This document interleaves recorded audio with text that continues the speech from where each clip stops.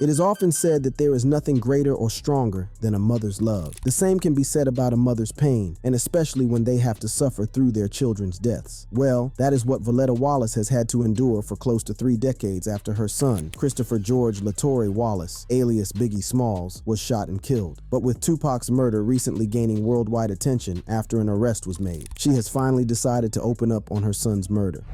Biggie's mom reacts.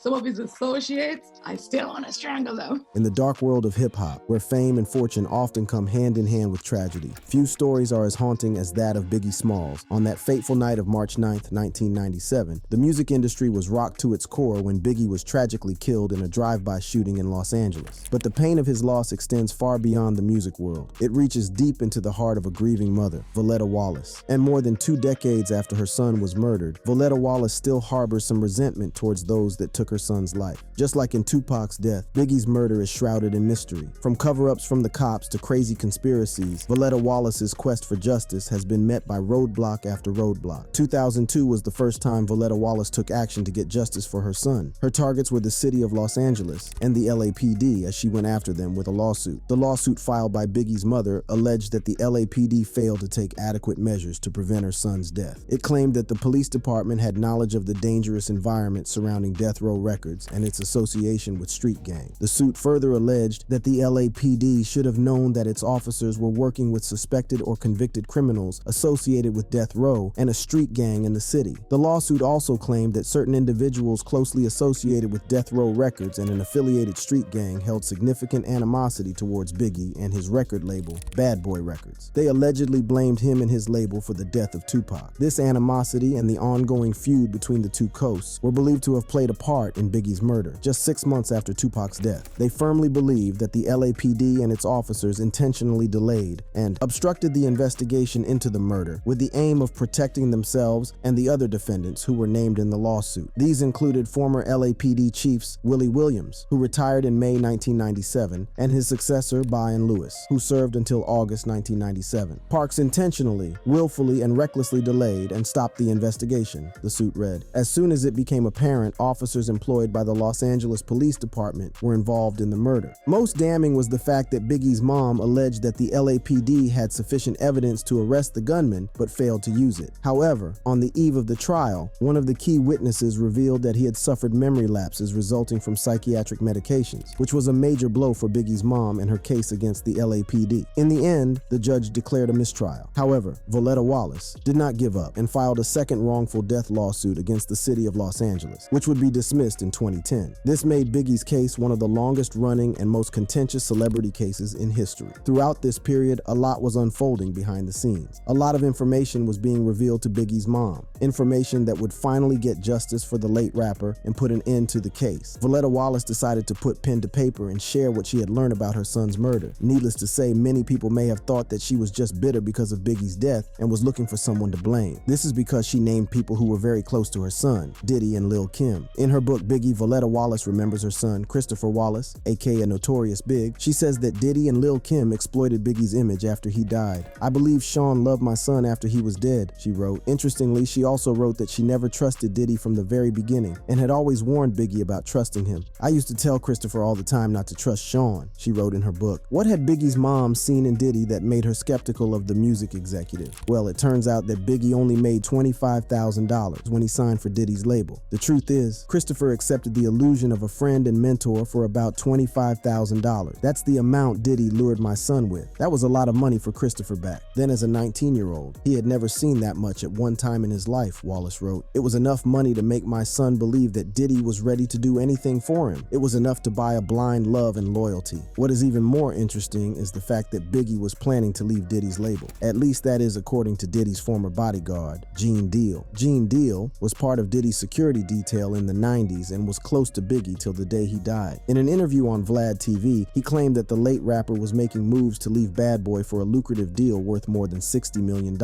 Deal said he saw Biggie's Bad Boy contract when he had to watch over Diddy's briefcase during a flight. It outlined his earnings in increments of $250,000, but left publishing income in Diddy's possession. When he asked Biggie about it, the rapper allegedly told him about his new deal and all the money he'd make. "He showed me. It had Charlie Baltimore, Cameron, Lil Cease, Lil Kim, Junior Mafia, Tracy Biggie Lee and the commission, he explained. I think the contract was for so many years for like $62 million. It comes out to $62 million. Apart from that, Biggie planned to keep Lil' Kim under his wing. Biggie had proven to be a cash cow for Bad Boy and Diddy, and now he wanted to leave with another artist. It was obvious that wherever Biggie would go, he would be successful. The same could not be said about Diddy and Bad Boy. He would have been left in the shadows as Biggie progressed. Deal also revealed a damning detail about Diddy the night Biggie was shot. It turns out Deal had received a tip that they would be shot at that night. Deal went ahead and shared this intel with Diddy, who dismissed him and went ahead to the party with Biggie. Before we left Andre Harrell's house, Puff told me I didn't have to go. Now I went because I knew that somebody was going to die that night. Somebody was going to get shot. I did everything in my power to stop it from being Puff, and it wasn't Puff, Deal said in an interview. According to Gene, Biggie didn't have a problem beefing with anyone in the industry, but Diddy was different. He didn't want to beef with anyone, so he set up Biggie and let his enemies have at him. Big started that beef. Puff ain't want none of that beef. So what I'm gonna do is, y'all want the sheep? I'm gonna put him out the pasture. Catch him if you can. If you got that wolf in you, catch him if you can. To understand whether these theories hold any water, it is important to revisit how Biggie was killed, as well as the events leading up to his death. Biggie's death. To properly understand why Biggie's mom believes that those closest to her son, especially Diddy, should carry the blame for Biggie's death, it is important to detail how the rapper met his untimely death. It all started back in 1991 when Biggie made his first demo tape, Microphone Murderer. The tape caught the attention of local DJ Mr. C, who recognized his raw talent and introduced him to the world of hip-hop. DJ Mr. C promoted the tape, which was later heard by the Source Rap magazine's editor in 1992. This was the beginning of Biggie's rise in the hip-hop scene. The Source column, Unsigned Hype, dedicated to airing promising rappers, even featured Biggie, which gave him even more exposure as it led to a meeting that would change the rapper's life forever. The tape's exposure meant that it was only a matter of time until it found its way into the hands of music executives. And true to that, it landed into the hands of one Sean Love Combs, alias Diddy, who would become a pivotal figure in Biggie Smalls' career. At the time, Diddy worked at Uptown Records in the Artists and Repertoire division, which is responsible for scouting and overseeing the artistic development of recording artists. Upon hearing the demo tape, Diddy arranged to meet Biggie, who ended up signing for Uptown Records in 1992. 1 year after Biggie's signing, Uptown fired Diddy, who, a week later, launched Bad Boy Records, which soon also became Biggie's new home. With the support of Diddy and his newly formed label, Bad Boy Records, Biggie Smalls released his debut album, Ready to Die, in 1994. The album was an instant success, featuring hit singles such as Juicy and Big Papa. Biggie Smalls' distinct voice, combined with his vivid storytelling, resonated with audiences and propelled him to stardom. The album showcased his unique flow and lyrical prowess, earning him recognition within the industry. Everything Biggie touched seemed to turn to gold, and Diddy was more than glad that he found him and that he was on his side. However, while Biggie and Diddy were basking in the hip-hop industry's rosy side, its ugly side was lurking in the shadows, ready to pounce at a moment's notice. And that dark side came in the form of newly formed Death Row Records and its founder, Suge Knight. The hip-hop world was divided by a fierce rivalry between the East Coast and West Coast scenes. The tension between these two coasts had been simmering for years, fueled by a sense of regional pride and competition. But it was the beef between Bad Boy Records and Death Row Records that would take this rivalry to a whole new level. To understand the origins of this feud, we need to go back to the early days of hip-hop. Hip-hop music and culture is widely considered to have originated on the East Coast, specifically in New York City. The East Coast rappers, with their gritty lyrics and boom-bap beats, were often perceived as feeling superior to other regional hip-hop cultures. On the other hand, the West Coast had developed an inferiority complex, as they felt overlooked and underestimated. Knight was among those in the West Coast hip-hop community who were irritated by the perceived condescension from the East Coast. At this point, both Death Row and Bad Boy were making waves in the industry,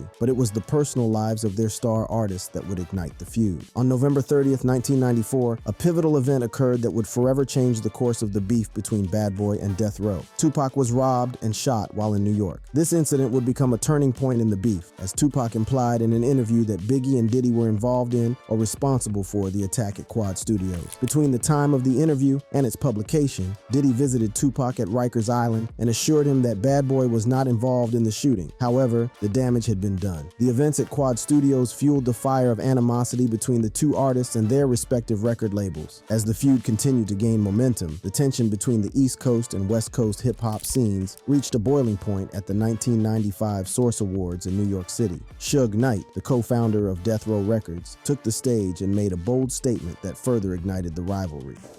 Any artist out there want to be an artist and want to stay a star and don't want to have to worry about the executive producer trying to be all in the videos, all on the record, dancing, come to Death Row.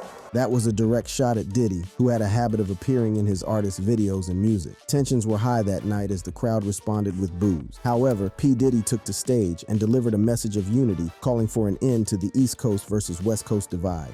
I'm the executive producer that a comment was made about a little bit earlier.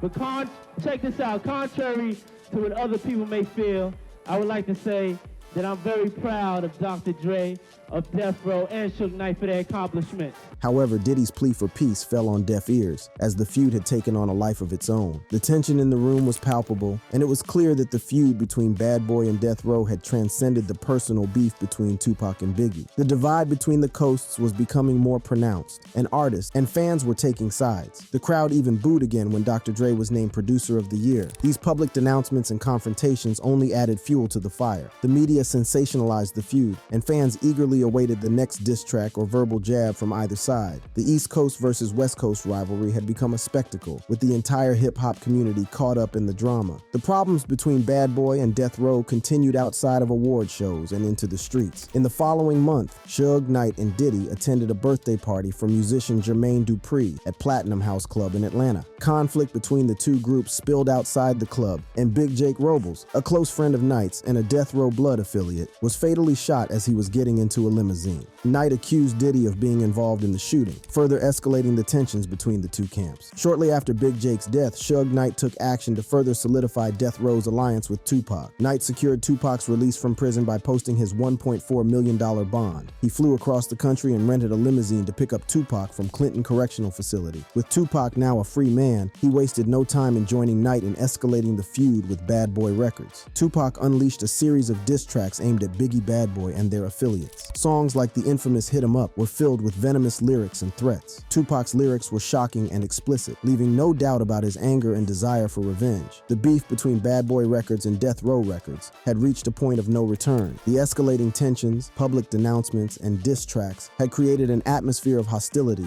and animosity that would ultimately lead to a tragic end. On September 7th, 1996, the feud reached its peak of disaster. Tupac Shakur, the face of Death Row Records, was in Las Vegas for the Mike Tyson versus Bruce Seldon boxing match. After the fight, Tupac and his entourage got into a physical altercation with a member of a rival gang. This incident only added fuel to the fire of the already heated feud. Later that night, as Tupac and his crew were driving through the streets of Las Vegas, a white Cadillac pulled up alongside their car. Gunshots rang out, and Tupac was struck multiple times. He was rushed to the hospital, where he fought for his life for 6 days before succumbing to his injuries on September 13, 1996. The loss of Tupac sent shockwaves through the hip-hop community and marked a tragic turning point in the beef between Bad Boy and Death Row. The East Coast-West Coast rivalry had reached a boiling point with the death of Tupac Shakur. As the feud escalated, the spotlight turned to Biggie, and he found himself in the crosshairs of a dangerous and volatile environment. And since there was wide speculation that the murder was a result of the ongoing hip-hop feud, Tupac's associates sought revenge for his death. Biggie, already a target of people's wrath, found himself under increased scrutiny and pressure. Rumors and speculation swirled, with some accusing him of being directly involved in Tupac's murder. The tension between the two camps could not be ignored, and the atmosphere was charged with hostility. In the months following Tupac's death, the Biggie faced numerous threats and warnings. He received death threats, both directly and through his associates, heightening the sense of danger that surrounded him. Despite the threats, Wallace continued to perform and promote his music, refusing to back down in the face of adversity. As the calendar turned to 1997, the stakes grew even higher. He even did a radio interview where he spoke about hiring security because he feared for his safety.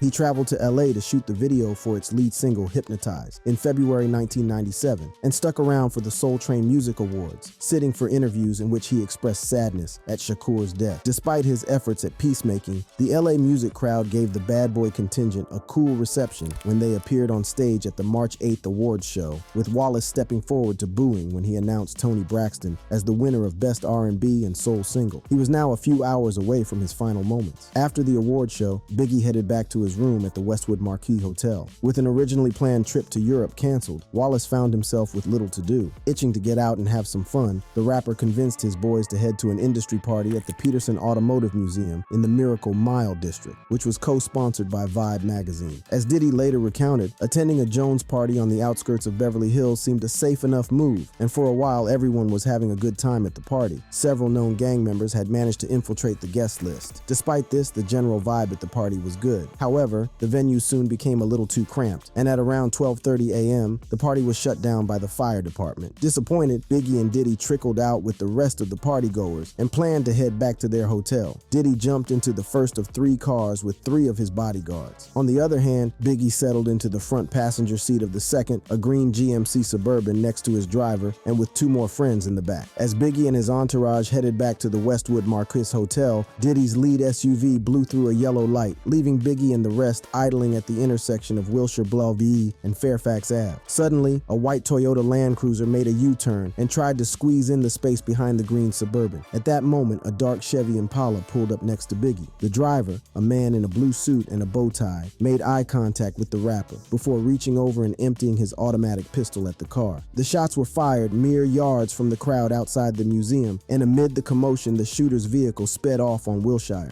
When the shots rang out, Diddy jumped out of his SUV and raced across the street to the green Suburban, where he found his friend hunched over, his tongue out, and bleeding on the dashboard. The driver of Biggie's vehicle floored it to the nearby Cedars-Sinai Medical Center, where 6 people managed to lift the almost 400-pound rapper onto a gurney and send him in for emergency surgery. But despite the quick medical attention, the 4 bullets had already done their fatal damage, and 24-year-old Wallace was pronounced dead at 1:15 a.m. Controversy over Biggie's death. The news of his untimely demise spread like wildfire, and fans around the world mourned the loss of a true legend. Law enforcement agencies launched an investigation into the murder, but progress was slow, and the case quickly became shrouded in mystery. The lack of concrete leads and the complex web of rumors and theories surrounding the murder made it difficult to uncover the truth. Despite the roadblocks, one thing that Biggie's mom was certain of is that the LAPD knew something that they were not telling the public. This was the sentiment among people close to Biggie. Well, what do you think actually happened? Well, we know he was murdered, but we believe that the LAPD knows who's responsible. You may be asking yourself why Biggie's wife also thinks that the LAPD was hiding something. Well, it turns out that Biggie's murder was solved back in 2009 by a retired LAPD detective who was in charge of the special task force that investigated Biggie's murder between 2006 and 2009. After Valletta Wallace filed suit against the city of Los Angeles and the LAPD seeking hundreds of millions of dollars in damages, the department was highly motivated to solve the case. That's when Greg Kading got the assignment. Kading was a veteran in gangs, narcotics, and homicide investigations, and the perfect man to solve the murders of Tupac and Biggie Smalls. So how had Greg Kading solved the murders? Well, turns out he had 2 sworn confessions from people who said they played a part in the killings of Biggie and Tupac. One of the confessions was from none other than Dwayne Davis, popularly known as Keefy D. And we put an ironclad case against him, approach him, and say, here's the deal, Keefy D, we have questions about these murders.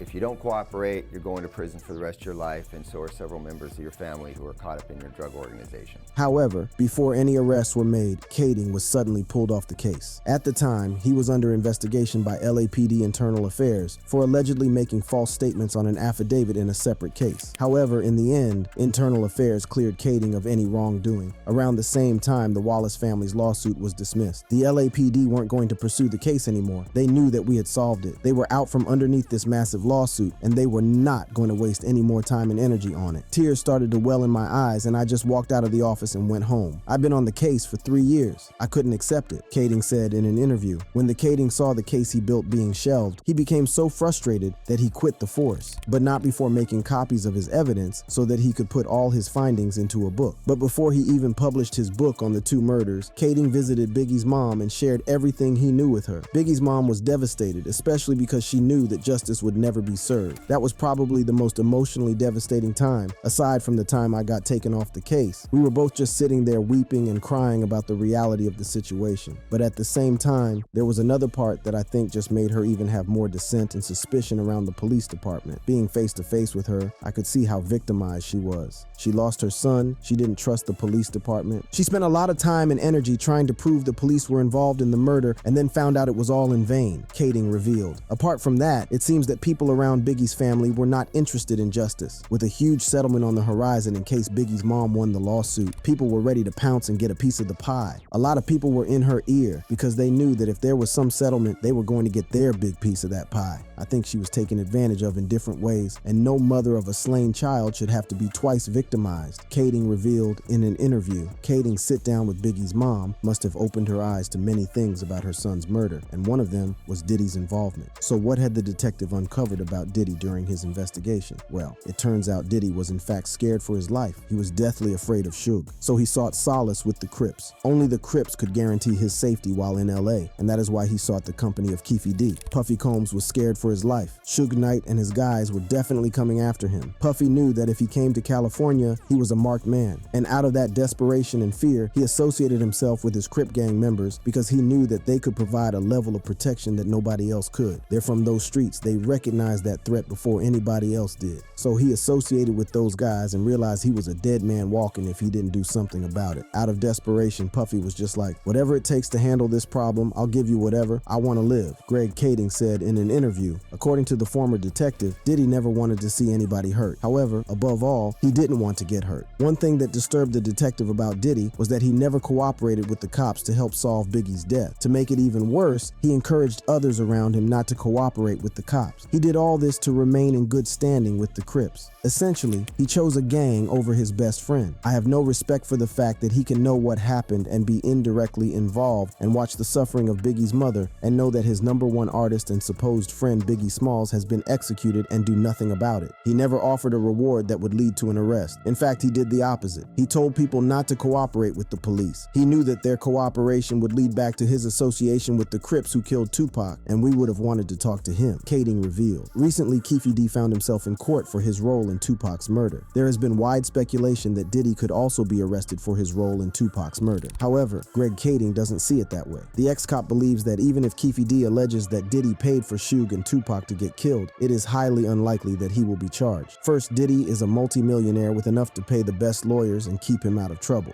Puffy now is, an iconic music figure with hundreds of millions of dollars. Second, Keefe D's credibility may not hold up in court since he is a convicted drug dealer and has even perjured himself in the past. And you're not going to have a very practical likelihood of prosecuting him based solely on the testimony of a known drug gang member, convicted drug dealer, ex-convict, and who has changed his story several times. The question now remains, who killed Biggie Smalls? Well, according to Greg Kading, Biggie was killed by an associate of Suge Knight. He hired a guy named Poochie to track down Biggie at the Peterson Auto Museum in March of 1997 and wait for him outside, and he pulled alongside and shot either side of the car, killing Biggie, Kading revealed. Poochie was a known gunman, a known violent gang member, and is a perfect guy to recruit for that job. We don't know that Poochie acted alone. We know Poochie was involved, but whether or not he had layoff guys or spotters, we don't know. Although Biggie's mom may never get justice for her son, she can rest easy knowing that her son's killer was killed exactly how he ended Biggie's life. If you enjoyed this video, click on the boxes playing on your screen to watch similar content.